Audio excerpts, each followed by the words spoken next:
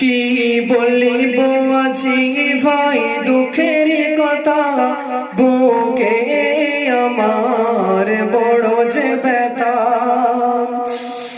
তাই বইয়ের কথা শুনে তুমি মায়ের মনে ব্যথা দিও না।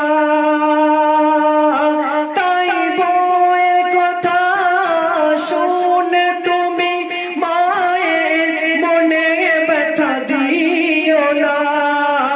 মাঝে হলো নয়নের মণি, মাকে তোমরা ভুলো না। মাঝে হলো